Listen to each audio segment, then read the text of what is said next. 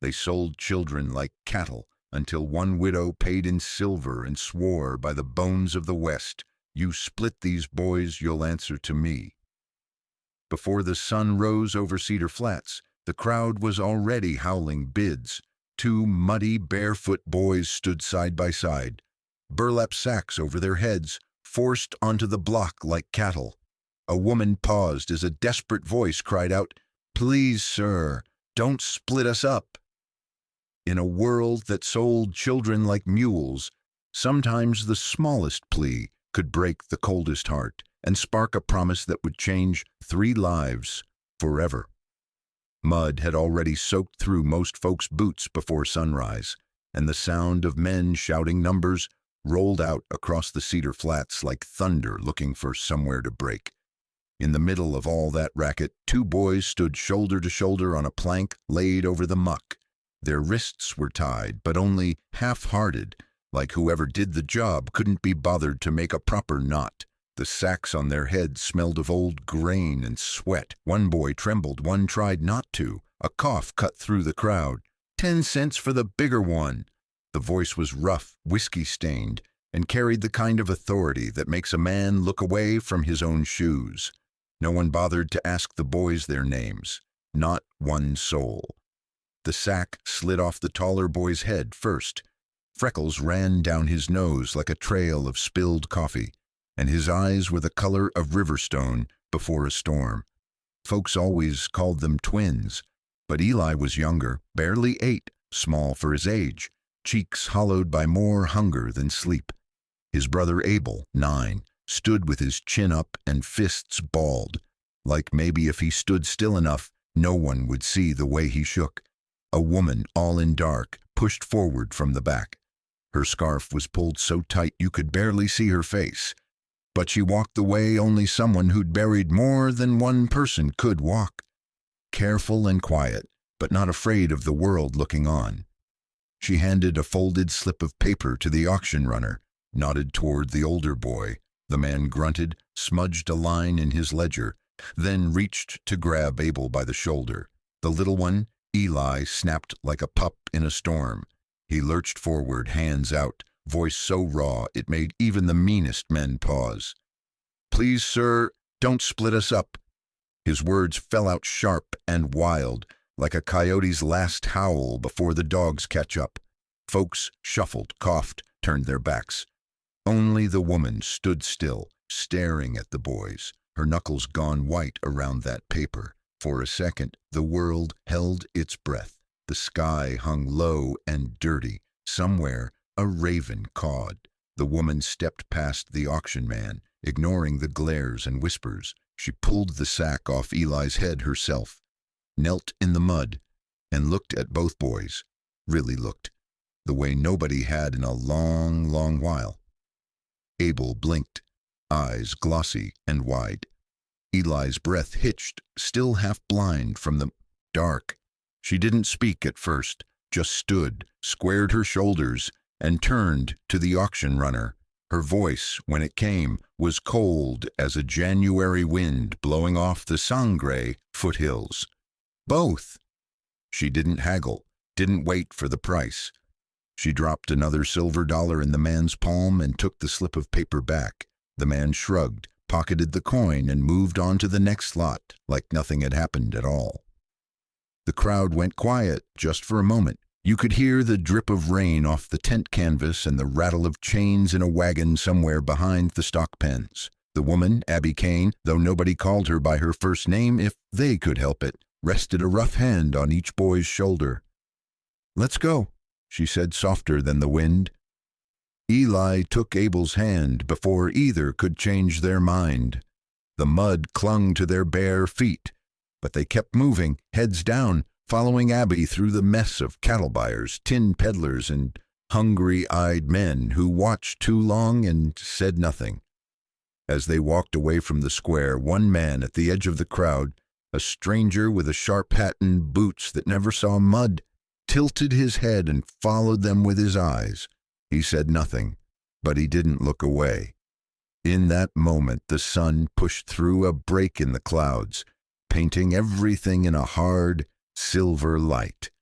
For the first time since before dawn, no one shouted. The only sound was the squelch of 3 sets of feet, moving away from a place where nothing good ever started. The wagon Abby drove home wasn't much, just a battered rig with cracked paint and a single mule that looked like he'd seen too many hard winters. The boys sat side by side on the splintered bench, close enough their elbows touched, saying nothing as the ruts in the road jolted them half out of their skin. A tin cup rattled in the back, clinking with every rock the wheels found. Dry grass hissed along the axles, and the wind kicked up dust that clung to every living thing. Abel kept a tight grip on Eli's wrist, as if afraid the world might take him if he let go. The road snaked west, then bent north, and for the first time the boys could see the land spread out. Low hills, tufts of buffalo grass, the faint blue smudge of the Sangre peaks beyond. Home was a word Eli didn't dare say, but he watched every fence post and faded windmill as if he could stitch them together into a promise. They rolled up to the house, a weathered cabin, blue shutters faded to gray, porch slats groaning beneath Abby's boots. She swung down first, then helped Eli and Abel, never saying a word about the way they stumbled, the way Abel's knees buckled as he touched solid ground. The door opened with a creak, and warm air washed over them, thick with the smell of pinto bean soup, cornbread, and the faint sweetness of wood smoke. Abby set a kettle on the stove, poured water into a chipped basin, and gestured with her chin. "Wash up." Her voice was neither gentle nor hard, just practical, like the edge of a good axe. The boys obeyed, scrubbing dust from their faces, blinking as if they'd forgotten what it meant to feel warm. Eli watched the soup ladle dip, the cornbread sliced, hands trembling just a bit. He didn't look up, not even when Abel nudged him under the table. When Abby set the bowl down, he spoke so quiet she nearly missed it. "Are you going to sell us?" His voice was small, almost lost to the crackle of the fire. Abby looked at him, then at Abel, then back again. "Not even him, not even you." That was all she said. Abel's eyes filled, but he blinked them dry. He waited for Eli to eat first, then dug in, chewing slow, like every bite needed remembering. After a while, Abel set his spoon down and said, "Ma'am, we don't ask for much. Just don't split us up, please." His words were thin as smoke, but they hung in the air, weighty as a tombstone. Abby nodded just once, slow as sunrise over cottonwood draw. "You eat first. Worry comes later." That was as close to a promise as a body could get in a place like this. Later, when the sun slipped low behind the barn and the stove light threw shadows up the walls, Eli and Abel sat together on a rough pallet, sharing a blanket that smelled of old hay and soap. Outside, coyotes sang to the moon, and the wind pressed against the windows like a stranger with bad news. As Abby stacked wood for the night, she paused and looked out through the glass. On the distant rise above the house, a lone rider sat still in the twilight. Horse and man, nothing more than a black cutout against the bruised sky. The light from the kitchen caught in the window, turning her own face into a ghost looking back. Inside, Eli curled tighter beneath the blanket, Abel's hand never leaving his. Abby kept her back to the door, shotgun propped close, and waited for whatever came next, whether it was the wind, a knock, or the return of another day where a promise might finally hold. The next morning broke slow, dawn cold and pale through a haze of ground fog. The boys woke to the soft clang of a bell, Abby at the barn already feeding the mule, moving with the steady patience of someone who never expects the world to thank her for it. The house felt too big for 3, but warmer than the sky outside. Eli and Abel found clothes folded neat at the foot of their bedroll, shirts a little too big, a pair of patched trousers each, and socks that smelled faintly of cedar. After breakfast, Abby told them, "We got to get supplies." She didn't wait for questions, just handed Abel a cap, set Eli's on his head, and headed out the door. The town of Cedar Flats lay a half-mile east, a crooked row of storefronts and plank walks, muddy even in the best season. Folks turned to look as Abby strode through, two boys trailing close, neither letting go of the other's sleeve. Shopkeepers watched, some with plain curiosity, a few with something harder in their eyes. Inside the general store, the air was thick with the scent of flour, dried apples, and tobacco. Old man Creel, who ran the place, froze with a jar of licorice halfway to the shelf. "Well now, weren't those two the ones at the auction just yesterday?" He didn't say it cruel, just plain, like pointing out a broken fence. Abby didn't flinch. "They're with me now," she said. Her voice carried enough iron to keep any gossip bottled up behind his yellow teeth. She bought 2 pairs of boots, scuffed but whole, along with wool caps, soap, a tin of buttons, and a bag of nails. At the counter, she wrote the boys' names clear as church bell. Eli Merrick, Abel Merrick. She pressed the packages into their hands, nodded once, and led them back out into the light.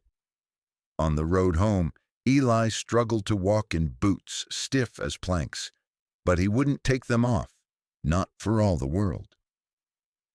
Abel limped beside him, holding on, trading smiles when they thought Abby wasn't looking. There was something in the air that felt almost like hope, thin but there. That night, as Abby fixed a lantern above the barn door, she looked down at the boys. "You can sleep in the barn or in the house. Don't matter to me," she said. "Out here, a promise is worth more than a piece of paper." She left the choice to them. The barn smelled of sweet hay, and the rafters held the heat from the day. Eli glanced at Abel, and Abel nodded. "Barton, please." Abby just grunted, hung the lantern high, and left the door unlatched. As darkness settled, the wind shifted, curling dust across the yard. Somewhere beyond the cottonwoods, hooves crunched in the dry grass, a sound too measured, too careful to be any neighbor. The boys lay quiet, listening, Abel's hand wrapped tight around Eli's, hearts beating hard as thunder in their chests. And in the hush that comes just before a storm, neither spoke. But both knew the feeling of trouble lingering close, like the first crack of ice on the pond in November. Out in the yard, the lantern swung in the wind, and the world held its breath, waiting for what might come through the gate before morning. The sun crawled up behind the distant ridges, turning the sagebrush silver when a new shadow crossed the ranch yard. The man who stepped from the saddle wore a black duster, clean as the day it was stitched, boots polished so bright the barn cats squinted at the glare. He swung down with a kind of slow grace, each movement practiced, like he'd spent his whole life making folks uneasy without lifting a finger. Abby was chopping kindling. Sleeves rolled, sweat on her brow despite the morning chill.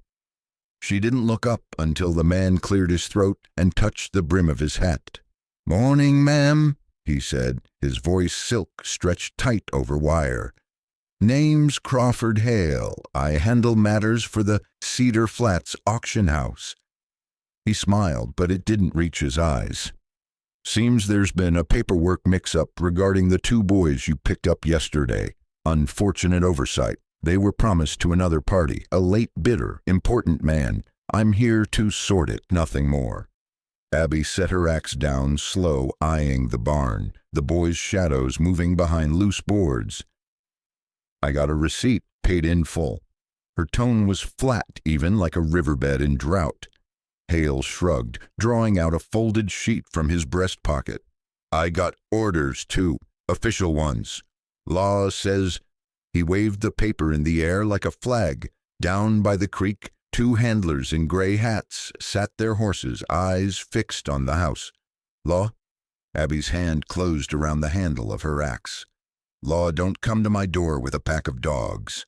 She glanced at the porch rail where the wood was scarred from years of weather. In a single motion, She drove the blade in, burying the head up to the steel. The sound rang out, sharp as a shot. "Leave now," she said, voice cold enough to frost the grass. Hale's smile wavered. "No need for drama, Mrs. Kane. We all want what's fair. I'll make a note you declined." He tipped his hat, but his eyes lingered, calculating. "You ever need anything straightened out, you know where to find me." As he walked away, he scanned the barn, counting saddles, counting heads, counting possibilities. The handlers spurred their horses and followed, dust rising behind them like a warning not quite spoken.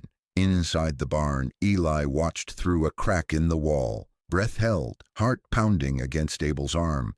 Neither boy spoke, but both understood.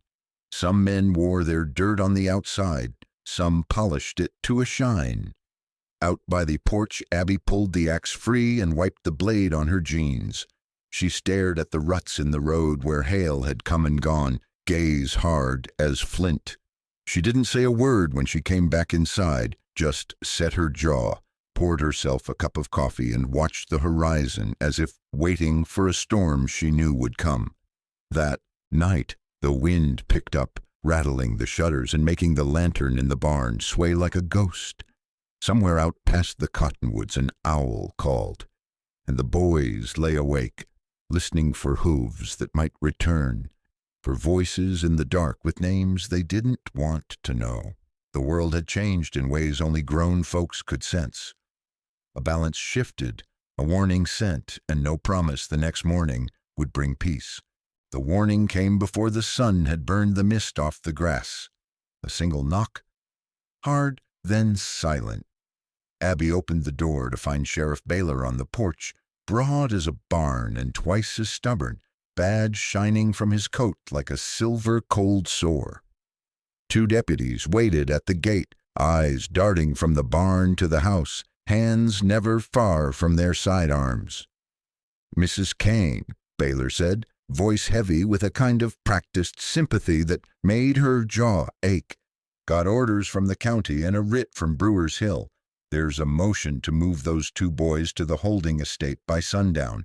Official matter, nothing personal." Abby stepped out, letting the door swing just enough to block his view inside. "They're children, Sheriff, not property." Her words were flat, carved one at a time. Baylor thumbed his belt. "Nobody's saying otherwise, ma'am, but the law is the law. You got till sundown to turn 'em over. After that—" He nodded toward the deputies. "We come back. We come ready." From inside, Abel watched through a slit in the curtain. Eli's breath came quick and shallow, fingers tangled in the hem of his new shirt. Abby kept her gaze on Baylor, unmoved. "You deliver this order to every widow who feeds a stray in this county." Baylor's mouth pulled thin. "I deliver what I'm told. I don't make the rules." He tipped his hat, turned slow, and left, boots leaving thick tracks in the mud. Abby closed the door with care, then crossed to the fireplace where the shotgun rested in easy reach. She waited a long while, listening to the creak of saddle leather fade down the lane. The house grew quiet, as if holding its breath. Even the stove fire seemed to hush. Abby pulled a tattered map from a drawer, eyes tracing the faded line that wound northwest, Sagebrush Ridge, a place with no welcome for strangers and too many memories for comfort. She stared at it long, memorizing every twist, every crossing, every shadowed grove. Sundown came too soon out in the flats, and with it, the promise that not all fights are won in daylight. Abby packed what they could carry, blankets, bread, a tin of lard, her father's old revolver. She moved slow, unhurried, not wanting to frighten the boys, but not hiding the truth either. Abel watched, quiet, a new set to his jaw. Eli wiped at his eyes with the back of his hand, but never let himself cry. When dusk fell, Abby knelt before them. "We can't stay. Some folks reckon law is whatever makes them sleep easy at night. But I promised y'all wouldn't be split up, and that's the only law I mind." She took each boy's hand, rough and small, and press them together. We ride when the stars come up. Stay close. Don't look back. As the last light drained from the sky, Abby led them out past the barn, away from the only safety they'd known, out into the wild black where coyotes sang and no man's promise was worth more than the ground under his boots. Inside, the house, the fire flickered. The map lay open on the table, lines leading into the dark. Out in the night, the Kane family vanished, leaving only silence and the faintest hope that somewhere past the ridge the law was just a word, and a promise could still mean something. The ride up to Sagebrush Ridge was hard, harder still with two boys and only what a mule could carry. Night made the world feel bigger, colder. Wind whipped through the cottonwoods, blowing the dust of cedar flats off their boots and into the dark where lawmen rarely bothered to follow. By dawn, the first pale gold cut through the clouds. The land changed here. Pines crowding in close, red dirt flecked with the bones of old dreams. Abby led the boys through a deer trail, moving quiet as moonlight. Abel never loosened his grip on Eli, and Eli's face stayed pinched, brave but pale, as they crossed into the deep shade. The cabin that waited belonged to Whit Barnett, a man with a wooden leg, an old grudge, and a heart Abby trusted more than any sheriff's badge. He stood on the porch when they arrived, hat pushed back, eyes sharp beneath heavy brows. "Abby Kane," he grunted, "you bring a storm with you, or just running from one?" "Both," Abby said, not breaking stride. Whit looked the boys over, grunted again, then nodded once toward a shack behind his house. "Got a stove, 4 walls, and a door that locks. It's not much, but better than open ground." He handed Abby a ring of keys, rough iron cold in her palm. Inside the shack, the boys found old quilts, a rusted lantern, and the faint smell of pine pitch. The stove took coaxing, but soon heat chased the cold back into the corners. Whit dropped off a bag of biscuits and jerky, and Abby set to making the place feel like more than a hiding hole. That evening, another soul arrived. Hannah Greeley, Whit's niece, hair wild from rain, shoulders slumped beneath a borrowed shawl. She moved quiet, but the boys noticed the old burn scar along her collarbone. She brought with her a song, humming low as she tucked the boys in, fingers gentle as April rain. Days passed slow but busy. Whit showed Abel how to set traps, how to read tracks, how to listen for the echo of a horse's hoof on stone. Eli learned to stack wood, knead dough, and watch the sky for signs of weather. Abby carved a notch in the doorframe for every night they stayed together. 4 souls, she whispered every time her knife bit the wood. But peace never lasted. One morning, Abel found the old nanny goat dead in the far pen. Neck slit clean, no signs of animal or thief. A cross made of fence wire stood planted at the edge of the garden, its shadow stretching long in the weak sun. Abby stared at it, jaw set. "This is how cowards threaten," she said, voice low. Whit checked his rifle. Hannah double-checked the doors. That night they kept watch in shifts, lantern burning low, each person awake with their own ghosts. Rain came heavy and fast, tapping at the roof like fingers counting down. Thunder rolled. In the cabin, Abby tucked the boys close, hand on the shotgun, ear tuned to every creak and sigh. Outside, Whit circled the house, boots silent on soft earth. The world shrank to 4 walls and a promise not yet broken. Somewhere out in the storm, danger waited, biding its time. In the hush before dawn, the first crow cawed. Hannah sat with Eli, braiding a scrap of yarn through his hair. "You safe here, little one?" she whispered. Abel watched the door, determined not to blink, not to let anything, anyone, get past him ever again. And outside, the rain washed away the last tracks, but not the fear. Snow fell that night, thick and silent, muffling the world, until it felt like nothing could reach them, not even memories. Inside the shack, the fire struggled, but Whit coaxed it back with pine knots and patience. The boys lay side by side under patched quilts, Eli's fingers curled in Abel's shirt, breath fogging the air with each slow exhale. Abby set a lantern in the window, a small beacon flickering against the darkness. "It's bait," Whit muttered, checking the rifle at the door. Abby only nodded. "Let 'em come."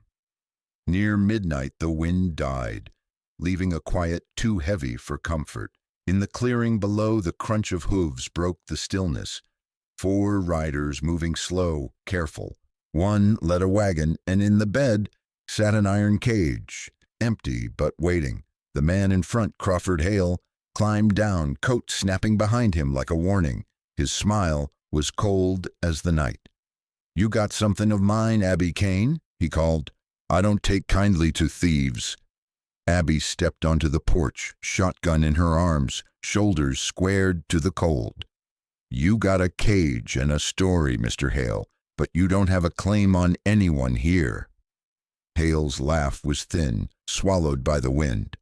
"Folks with paper say otherwise. Hand the boys over and this ends quiet." From the tree line, Whit raised his rifle. Hannah crouched in the hay by the barn, watching, waiting. The boys hid beneath the floorboards, hearts hammering like wild things. Abby didn't blink. "You want trouble, you brought it." She thumbed back the hammer. The first shot split the night. Whit's rifle, true and fast. One rider tumbled from his horse, sprawled in the snow.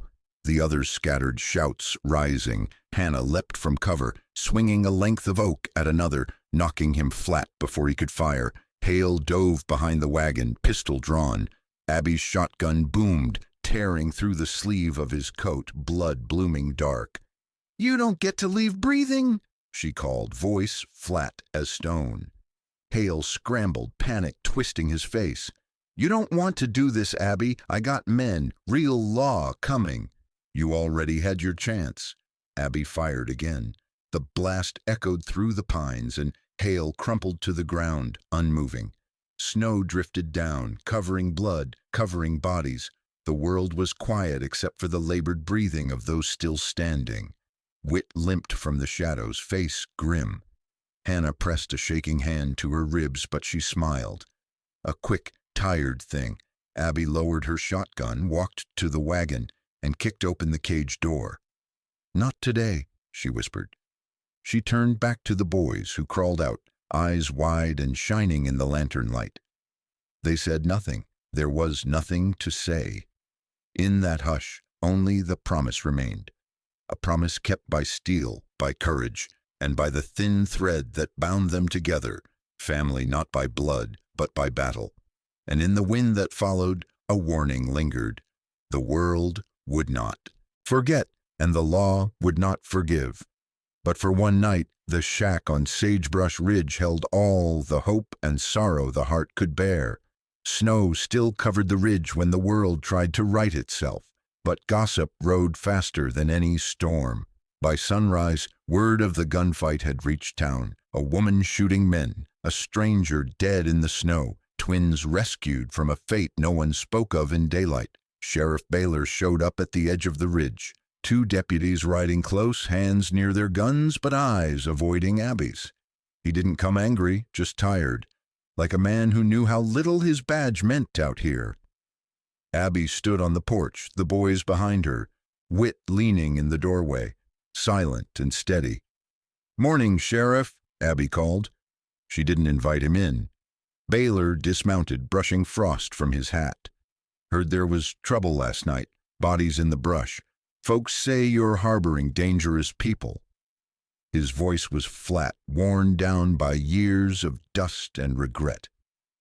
"Those folks got names?" Whit asked from the shadows. Baylor shook his head. "Names don't matter. Stories do. There's talk in town. People saying you took those boys from the auction. Some say you killed men who came to collect them." Abby crossed her arms. "You want to take us in, Sheriff? Go ahead. But you know as well as I do there's not a man in Cedar Flats who will put a hand on these boys after last night." The deputies shifted, uncertain, glancing at the battered wagon in the yard, at the patched windows, the axe buried in the porch rail. Nobody moved. Down in the valley, Mrs. Lila Ashford, all lace gloves and Sunday perfume, filed papers with the judge, claiming the twins should be put in her care. Unfit home, no husband, no church, no authority. The petition read, sealed in blue ink and carried by rumor before it ever reached the ridge. Abby stood her ground as the sheriff handed over the document.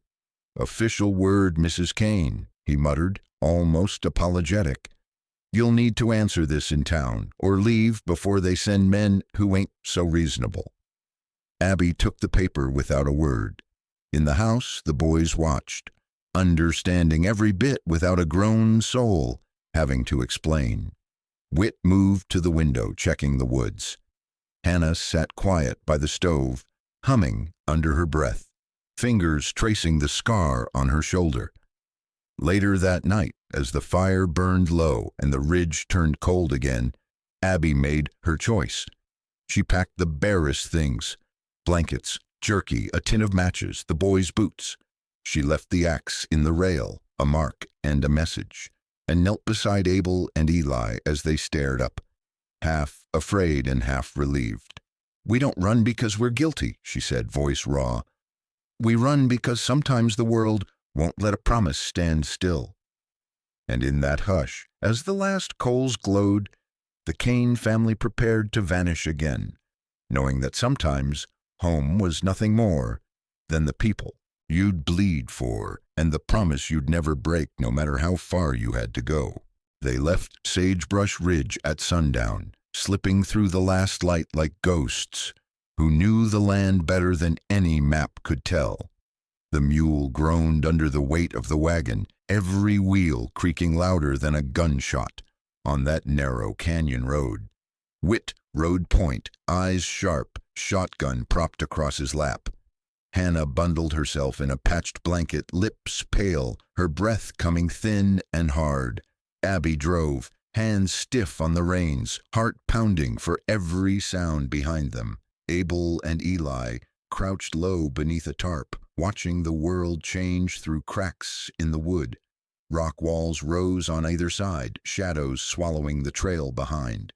Coyotes howled far off, but closer still came the clatter of hooves. Deke Rollins, bounty man, following like a wolf, hungry for something softer than flesh.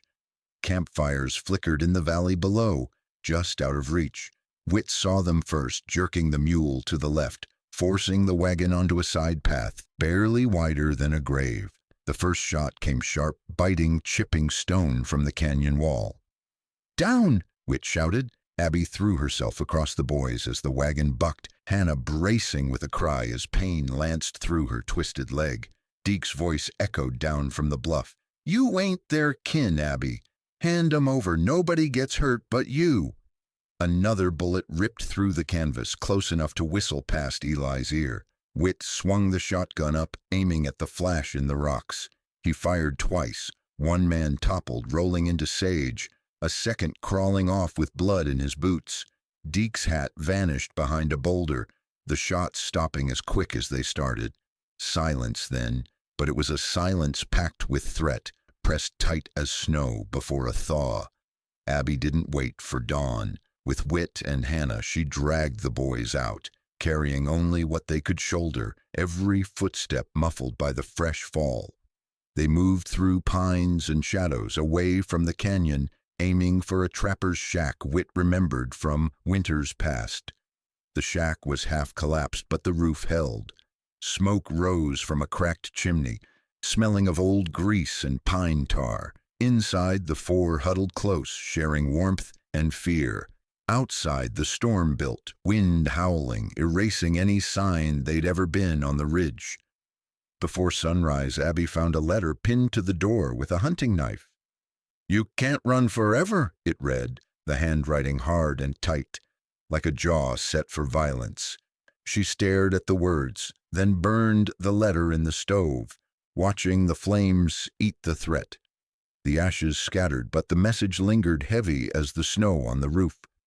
As the wind battered the shack, Abby pressed her hand to the boy's hair and whispered, "I got you. I'll keep you. Ain't nothing on this earth going to split us up. Not law, not money, not fear." They slept that night on a bed of pine needles and hope, listening to the storm rage, knowing the world outside wanted to tear them apart, but not caring. Not for one quiet, sacred moment. The storm buried the world in white, drift by drift, until even the sound of breath felt muffled. Days blurred, firewood burning low, food running thin, boots drying by the hearth as snow crept up the walls. The little shack creaked beneath the weight, but it held.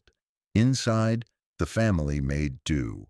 Abel and Eli pressed their hands to frosted glass, watching the wind carve patterns they'd never seen before. Hannah mixed flour with melted snow, turning it into biscuits tough enough to last another day. Whit sharpened his knife, always listening, eyes on the corners where darkness pressed in. On the fifth morning, Abby woke to silence, a kind that felt strange after so many nights of wind. She slipped outside to fetch kindling, boots crunching over frozen tracks. That's when she saw it, a set of boot prints, straight from the trees to the shack, ending at the door. No wandering, no circling, just a line drawn by a steady hand. Her heart thudded. She bent low. The snow was fresh. Whoever left those prints did it in the blackest hours before dawn. Inside, beside the stove, she found a satchel that hadn't been there the night before. No note, no greeting, just leather, stiff and cold. She opened it with careful fingers. Inside was a yellowed certificate, the kind that held weight in town, a deed of adoption, nearly 20 years old. Name blacked out, sealed with a bold letter L underneath, a photograph. 3 women, all with the same dark eyes, one old, one young, one a shadow in between. Abby's hands trembled. She tucked the certificate deep in her coat, burned the old letter's threat, but kept the photograph. Something about it settled in her bones like the first warmth after frostbite. She didn't mention the satchel to the boys. Instead, she wrapped them in blankets and read from a tattered Bible, the words steady, her voice carrying peace, even when her heart rattled with questions. That afternoon, 3 knocks sounded at the door, measured, not rushed. Whit gripped his knife. Hannah eased a hand to the boys, pulling them close. Abby opened the door a crack. No one stood outside, just a drift of snow, clean and undisturbed. But beside the step, a strip of blue cloth was tied to a pine bough. A message, a sign she recognized from years back, when a neighbor's warning meant more than any sheriff's badge. The shack became a fortress. Whit showed Abel how to bar the window with a stump, how to stack firewood so it'd last through the coldest snap.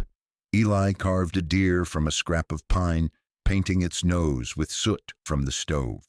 Abby stitched torn socks, humming a song her own mother once sang when storms pressed hard. That night, as the wind died, the family gathered around the stove. The satchel, the letter, the blue cloth, all pointed to something coming. But for now there was bread, the heat of bodies pressed close, and the promise that tomorrow they'd still be together. In the dark, the only thing that mattered was this. They were still here, still holding on, still a family, against the world, against the storm, against the secrets that waited just outside their door. Morning came muffled, gray as dishwater. Before anyone could eat, the hush snapped. Boots thumped on the porch. A fist hammered the door.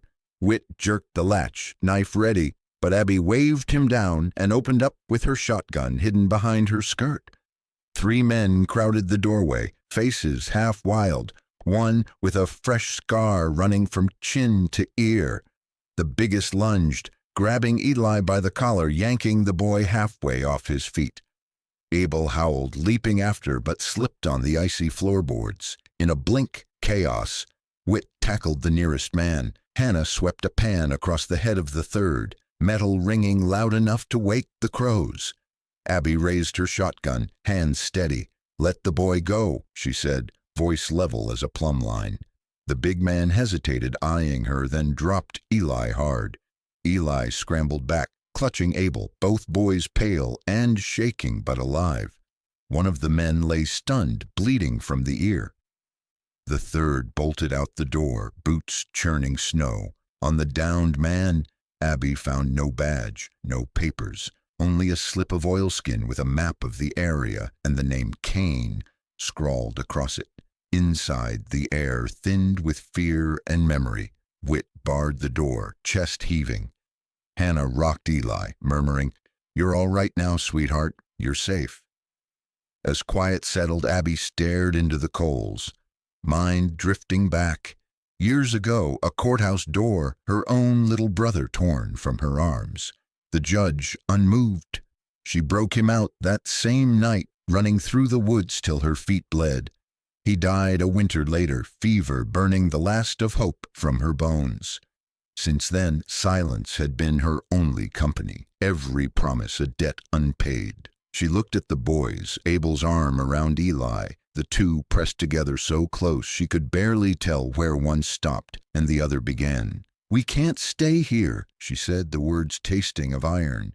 "They'll come back, and next time they'll bring more than fear." Whit nodded. "Blue Mesa's west off any road. Town folk there don't ask questions." He rolled up the map, checked his rifle, and packed the satchel with what food they had left. Hannah gathered the quilts, stuffing them into a sack. Eli still held the carved deer, antlers smudged with his thumb. Abel helped Hannah button her coat, his own hands trembling. Abby tucked the adoption paper and photo deep inside her shirt, close to her heart. As they left, Whit looked back once at the shack, smoke curling up in the weak light. "I'll miss that roof," he muttered. Abby squeezed his shoulder. "Roofs come and go. Promises don't." They vanished into the woods, a line of shadows moving fast, leaving behind only broken snow and the ghost of a family that would not be broken, not by men, not by memory, not by fear. They walked for miles, boots crunching through frost, sun barely clearing the high pines. Blue Mesa waded west, nestled beside a river that never quite froze, its banks muddy with the hope of spring, even in the dead of winter. By the time they reached the edge of town, every soul was bone-tired. Eli's legs gave out halfway down the slope, and Abel lifted him without a word, carrying his brother the rest of the way. The village was simple, log cabins scattered around a water wheel, chickens scratching between stumps. Martha Redbird greeted them first, her braids streaked silver, her voice as quiet as creek water. "We don't ask about the past here," she said, "but we remember a good deed." Abby nodded, feeling the ache in her shoulders ease for the first time in weeks. Whit bartered with the blacksmith for bread and nails. Hannah took the boys to the river, teaching them to skip stones and listen for trout beneath the current. The mayor offered them a cabin, small but clean, with a window looking east, toward every place they had left behind.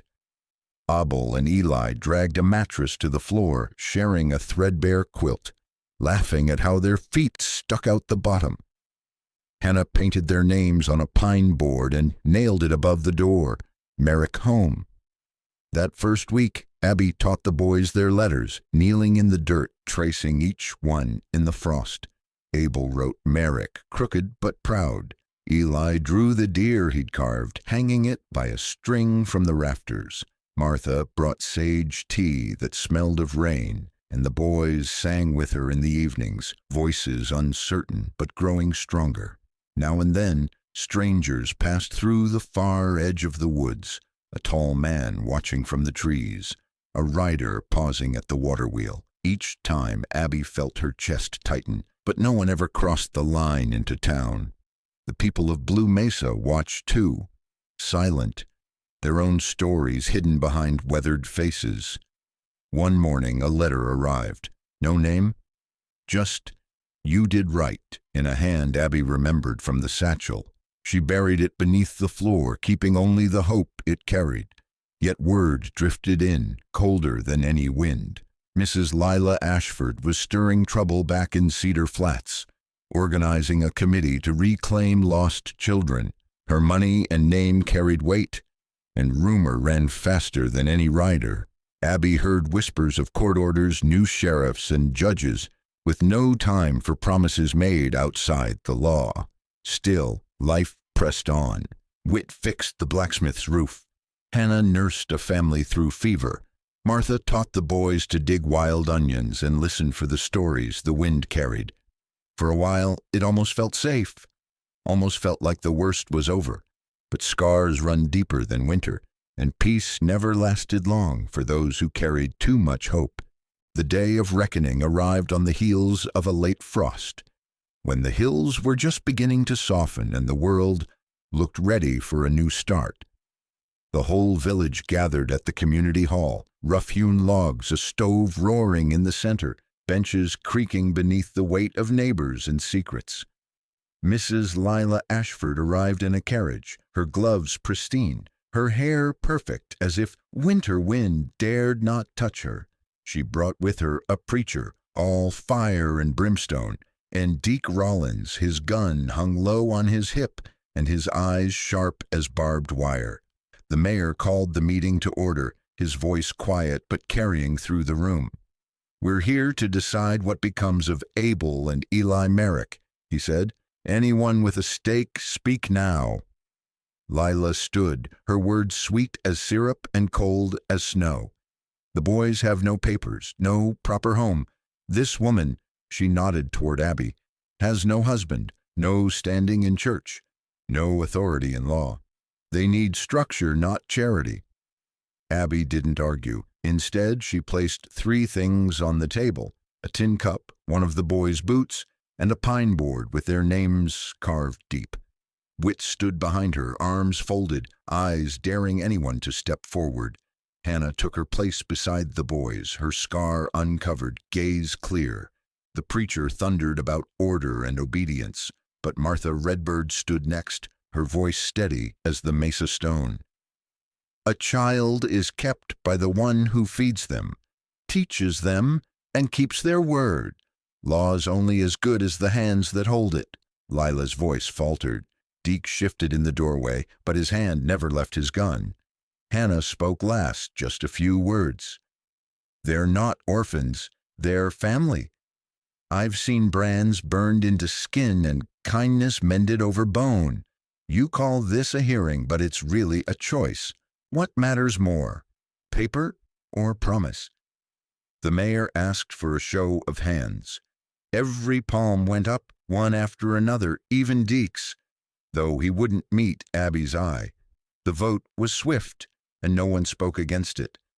"They stay," the mayor said, his voice soft with finality. "Here, with the folks who held them when nobody else would."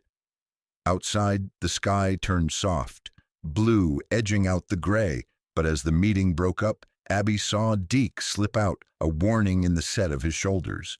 She knew this fight wasn't over. Law had a way of circling back, especially when money pressed it. That night, Abel and Eli fell asleep side by side, fever coming up in Eli, sweat blooming on his brow. Abby sat up with him, dabbing his forehead, Abel never letting go of his brother's wrist, even in sleep. Martha left a bundle of sage by the door, and Whit hammered a new latch on the window.